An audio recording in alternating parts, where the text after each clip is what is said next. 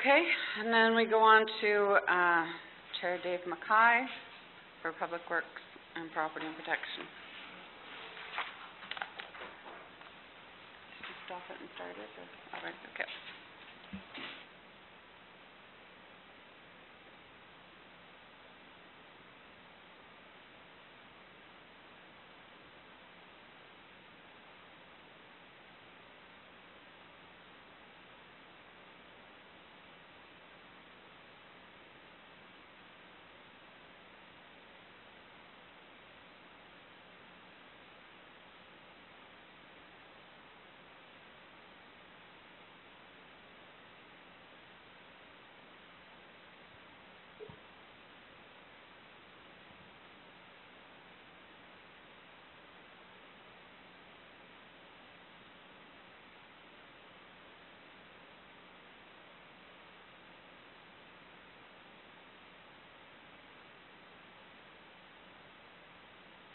Okay, we're going to start the Public Works Committee.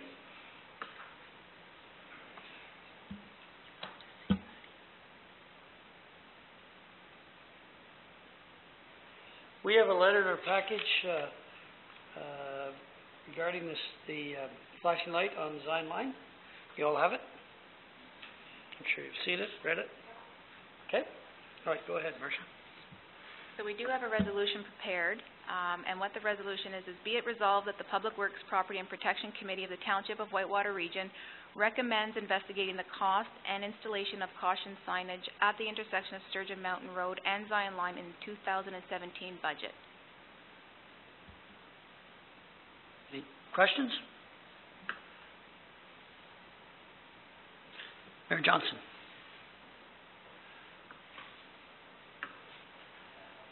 Okay, this one works.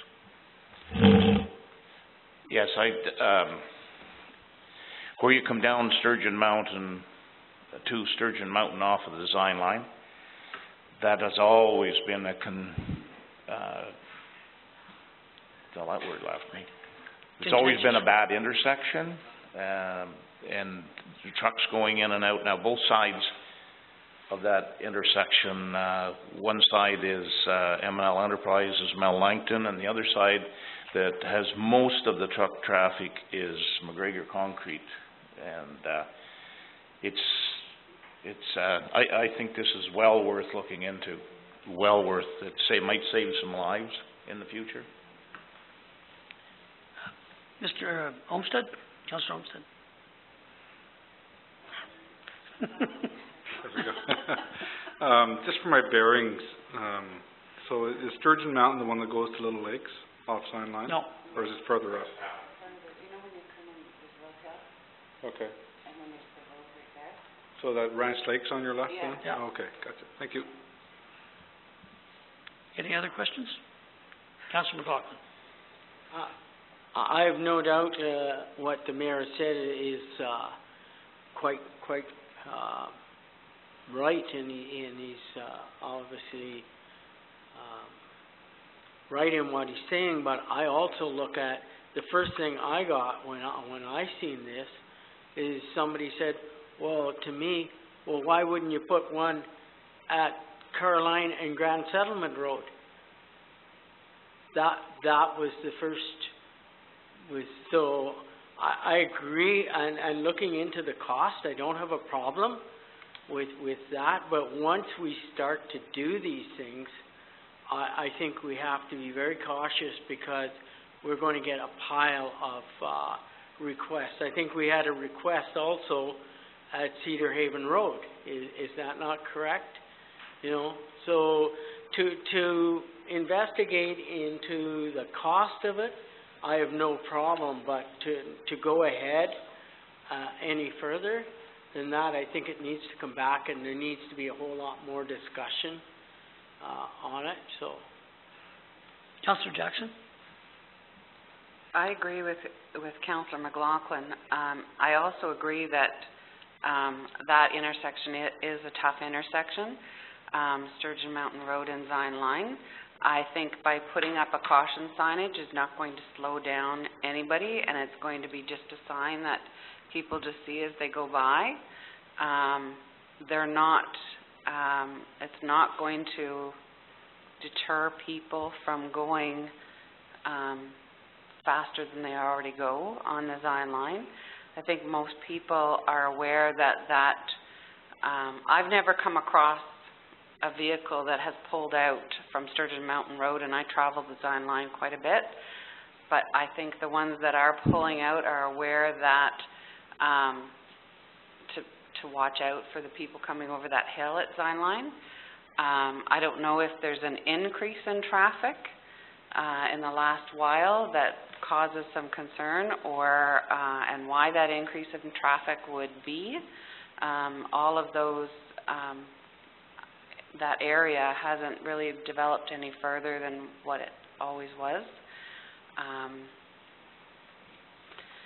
I hesitate to think, you know, we get caution signs for children playing. We can't have one out in front of everybody's house.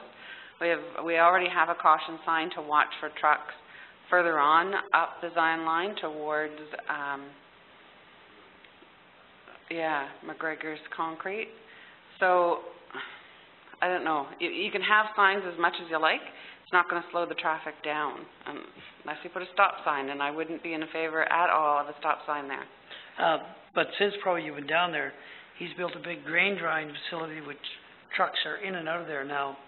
I just came down there tonight, and when you come out of that grain, you get tons and tons, I don't know how many thousand bushel of grain, but there's big silos there now, and there's scales there, so you'll have trucks coming in and out at very slow speeds because they're heavily burdened with grain.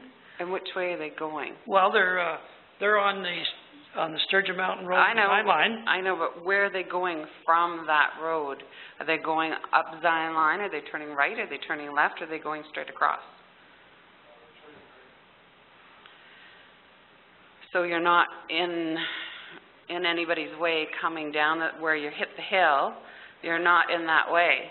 Well, then maybe the whole corner needs to be adjusted, because if a truck can't turn on his side of the road, then there must be a problem. Mayor Johnson? These are tractor trains normally with grain wagons, and there isn't one can enter or leave a road in Ontario, secondary road in Ontario, without going to the other side of the road to make the turn. It would have to be, if you watch them, you would have to adjust every intersection in Ontario.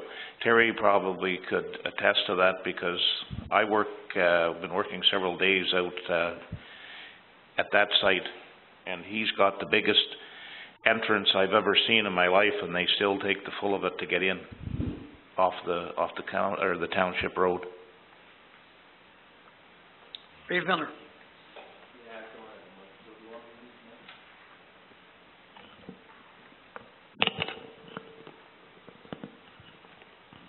I believe Mayor Johnson's right. This equipment, I don't know what the cost of a caution sign is, but this equipment needs all the help you can get.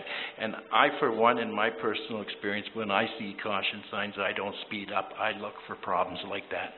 That's just my opinion. That's what they're for. If they're inexpensive, I say at least do that much. Councillor Olmsted? Oh, sorry. I'd agree with Reeve that I think anything that we can do, you know, nobody's going to have a foolproof method, but if it's something that we can do to improve public safety, then I think we should be doing it. And if it's something like caution, trucks turning, or something like that, I'm all for it. And just because you're going to get more requests in, I don't think that should stop us from looking at every single case where there can be something prevented on that road. And I just, nothing to do with this, but I just must share, probably the most effective sign I've ever seen is when I go to our head office in St. Jacobs, and I have a sign as you're entering the town that says, "Welcome to St. Jacobs. Please drive as if your kids live here." And I don't think I've ever seen anybody go over like 60 kilometers in that area. But it's a real good message that please be safe. But anyway, I'm all for looking into this. Councillor Jackson? So are we looking at just a sign, or are we looking at an amber flashing sign? Is it only during part of the year that requires those trucks? Is it like this time of the year, or is it all year long, for the most part? Okay, and is it a flashing sign you're looking for? You might have to turn your mic on. We looked at different options. Some was a sign, some only flash when there's a truck in the intersection. Somebody suggested just a flashing light right across the intersection with a sign. Just to give you a little update, in the past 6 years, there's been 4 accidents there, 1 including a school bus, 1 including a tractor trailer. Now, the school bus, it didn't stop for the stop sign, so it was at fault. But today alone, this afternoon after lunch, there was 20 McGregor trucks made that turn. We didn't do anything. And when we start harvest, my own harvest is 500 acres. We're in and out of there daily. And I can't make that turn, either driveway that we use, without taking the entire road. And we're turning 90% of our traffic comes towards Cobden. Sturgeon Mountain Road was granted a few years ago as a full load road. Then we're going right across the road. Well, it takes us just as much time to go straight across. So, you know... That's the background information that we as council need to know. Yes. We need to know, you know, what are the issues, and that's why I asked, what are the issues there, what has increased? But just getting a request with no background information, That's right. I can't justify a decision. But if I have background information as to why the request is being brought, then that's better. I mean, I know obviously your brother-in-law, Mayor Johnson, is here, and he is aware of the situation. I'm not, because like I said, I've traveled the road in the morning and at night. You know, after work, I've traveled it on Saturdays during the day. I'm not there, you know, from 8:15 until 4:30 at night. I'm not traveling that road for the most part, Monday to Friday. So, like I said, I've never seen any vehicles there. The question becomes, is it a time period? My concern about a flashing amber, usually they're run off of solar, but because the trees are there, you're not going to get, on the top of the hill in particular, you're not going to get solar application there. You're probably going to have to hook it up to electricity, I would think, somehow. It's a tough corner to it's a tough intersection to deal with, because there are so many factors that come into play there, and the reason why is that hill, and it's so close to the intersection. Yeah, one thing that we've noticed, and Bill can confirm this, that we've got over 700, between 700 and 800 cars a day on the Zion line. He was mentioning about down on the car line, we've got a pile of trucks using the Zion line. It is a major artery. Yep. And the speed limit, it's 100 plus. Yep. Like everyone here, how many people here have ever went up there at 80 clicks? Not too many. So you pull out there with farm equipment or truck, it doesn't matter. You're at risk that whole time. Yep. All you got to be is somebody not paying attention, and we have had 4 accidents. No fatalities, but we're lucky. But we've had lots of near misses, and if you ask McGregor's, they'll tell you the same thing. I think this is a kind of a special case here, and when I talked to Bill originally, he told me to make a request. He said, this is beyond sticking up with just we've got a hidden intersection sign that's smaller than a stop sign. Mm-hmm. Nobody pays attention to it. Yeah. And maybe the simple thing is we should investigate as to what would work there because of the situation and at what cost, because I think it's going to be a huge cost to do that. Rather than, either that or reduce the speed limit starting, 100 meters back or 200 meters back to 60. But, again, that's a hard thing to do as well, unless you start policing it, unless you start getting people out there to police. Is there, I don't know how many staff that you have, if there's somebody that can, go to the top of the hill and put caution, do a sign for... The problem, if we do the sign, it means nothing. Yeah. We can't post a sign unless council... No, but I mean even a slow stop sign where a guy is actually flagging. It's tough, I know, but I mean, it may have to come down to that, because even if what you want there is going to be too expensive to put there, and what I'm thinking is, I've seen several places where it was 80 kilometers and it's been reduced to 60 kilometers. It takes so many years for people to adjust to that 60 kilometer zone. Same as going up Forsters Falls Road. There's not a whole lot of people that actually do 60 kilometers at the top of that hill on Forsters Falls Road. And it's been 60 kilometers for a long time. I'm just saying, you can put all these, I'd rather see a solid solution other than shaving down the hill. But that could be a solution too. We already did that. Mm-hmm. Got to be shaved more. I agree that we need to study and all that, but I agree that we should I agree that we should take a close look at spending big money on lights and all that. I agree with all that. But the thing is, he's only 2 weeks, or he's in his problem right now.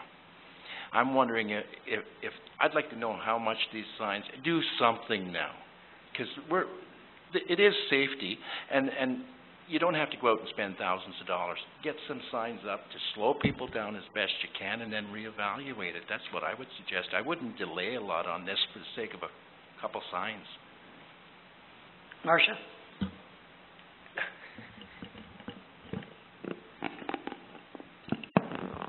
Okay, I believe Sandra was in contact with Mel in regards to the cost of the signs, and the LED lights the LED signs go for $4,000 to $7,000 a light, and then just the sign itself would be probably less than $150. But to get it up within a week or so is going to be difficult, because it takes a while to order it and for it to come in. I don't know if there's something that the township has on hand that can put something up. I don't know. Mayor Johnson. In the short term, we could have Bill put up the orange cautionary signs that we don't need a bylaw for.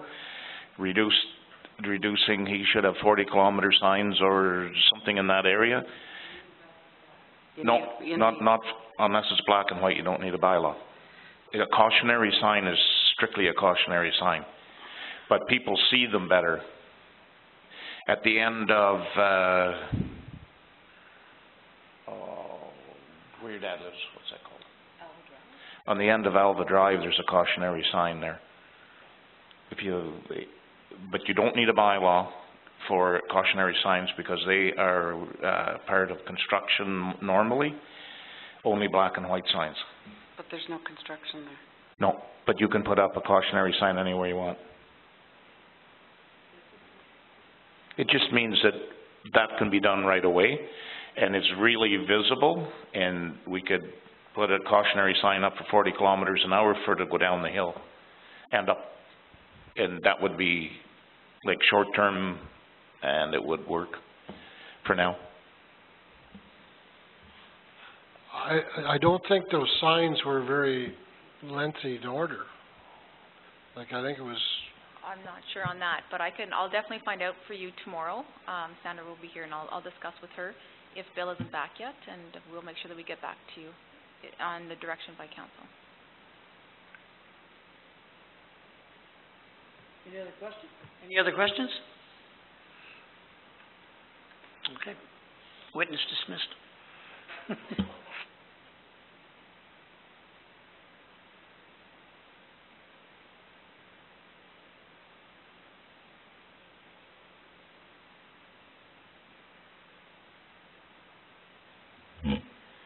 Okay, so we're going to reread the motion.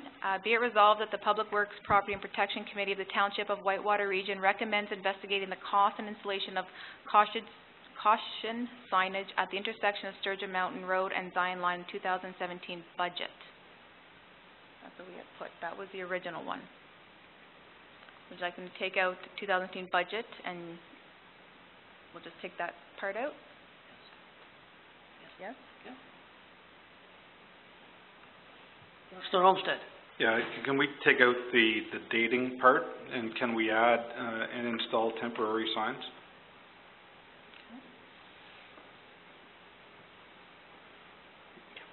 Or immediately install temporary signs, or however we want to word it. Councillor McLaughlin? I was gonna say you have to, is there a mover and a seconder? Then I think you have to ask before you amend the motion. Okay with amending the motion? No, I would like to see it stayed, as to, I have no problem putting in those, the signs, putting up those signs that Mayor Johnson had spoke about, and I have no problems to investigate it. If you want to check into it, that's fine. But to install, I think that needs to be in, Doesn't say install, does it? Doesn't say installs. It says purchase, to investigate the cost of, to purchase and install, the cost of, the but cost not to of- actually Okay. install. No, I have no problems with the to find the cost of. That's not a problem. If you want to bring it back, that's fine. Okay, now Chris suggested though to take out the 2017 budget part and put an immediately installed temporary sign. Yeah, Do you want me that's to the do that? But caution Daryl's sign. stating that he doesn't want that. You don't want the caution signs on there, Darryl? It just says temporary signs. I have no problems to put in, you were talking about those, the mileage. I'm speaking, Sorry. the mileage, the reduction of mileage, is that what we're talking about? I believe so, yes. Yeah, well, I have no problems to put those in. And I have no problems to investigate the cost of doing it. But I think maybe it needs to be, if we're going to do that, we need to work it into our 2015 budget, or 2017 budget, if it's, depending on what the cost is. I think we need to get the cost first. So That's what the motion says though, isn't it, It says, be it resolved that the Public Works Property and Protection Committee of the Township of Whitewater Region recommends investigating the cost and installation of caution signage at the intersection of Sturgeon Mountain Road and Zion Line in the 2017 budget. And then we were going to put and immediately install the temporary signs. Yeah, the way you've read it, that's fine. I have no problems with that. Okay. Charlene's also. I'm okay, yep.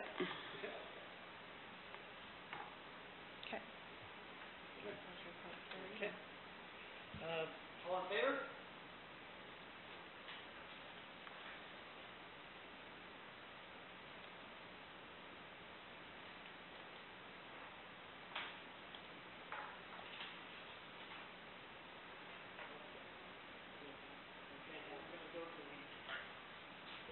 We're gonna go to the Merlin Starling Gate. Doug, can you explain that?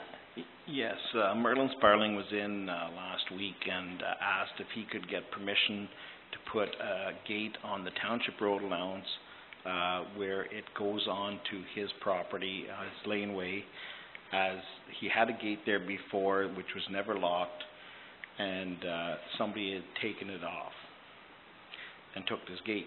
So he's looking for permission to put it on the township part of the road allowance where it goes onto his property. The gate will not be locked. It's just to keep people from driving into his place. Questions, anyone?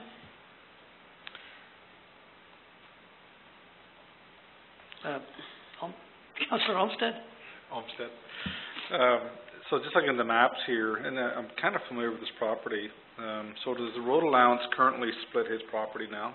The road allowance goes right through his property? No, the road allowance doesn't. There's a Red Pine Road, I think, that goes straight there, and it's pretty well on the road allowance. The map doesn't show it quite right because the GeoSmart isn't 100% correct on that property. And then his roadway goes right out to the road allowance. Or it's an easement, I guess, that goes to the road allowance that he uses. So where would the gate be, like on? Well, the gate would have to be right where that road goes out, like Here? there, but right, you see where the driveway is there? Yeah, right here. Right, yeah, right there, at the road, right there, where your finger is. So, sorry, before his roadway or after his driveway, I should say? It would be right where his driveway swings off of Red Pine Road. So just before his driveway or just after his driveway is where he wants to install the gate? He's not blocking off Red Pine Road, it's just his driveway. So he wants to just block his driveway? Yeah. There's no problem with that, he can install, like... But he won't, he wants to put the gate part on the township road allowance. Oh. And Hal's been there, and so... Yeah, I don't see a problem with it. He had his gate stolen, and he couldn't take apparently any legal action. So he is asking if he could put it 2 feet onto our property on the road allowance. That way then the gate becomes,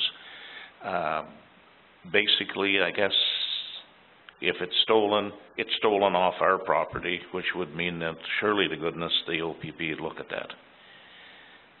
Still not our gate.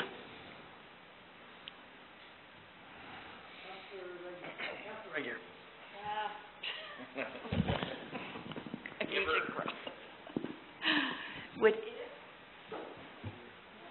Would it affect snow plowing or anything?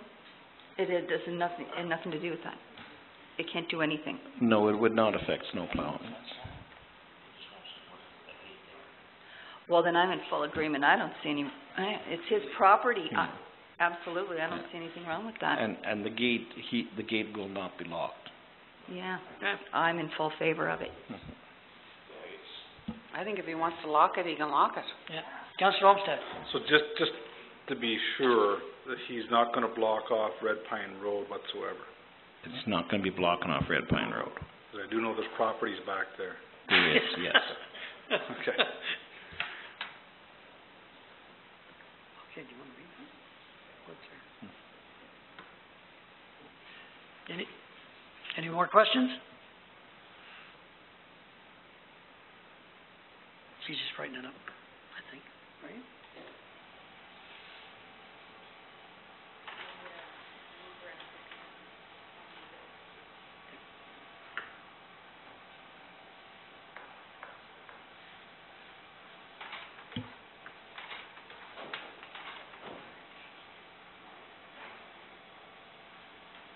Thank you, Doug.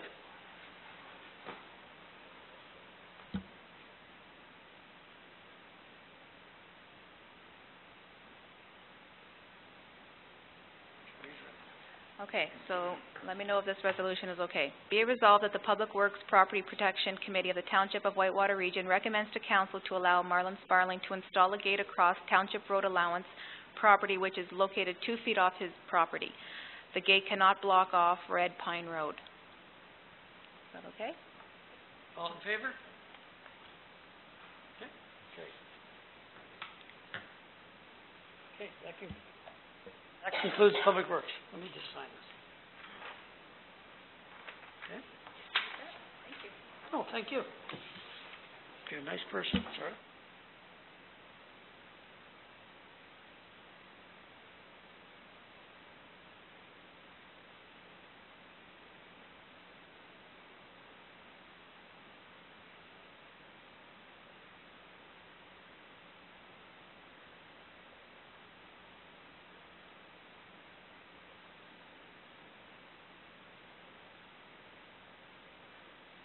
We're gonna have a break.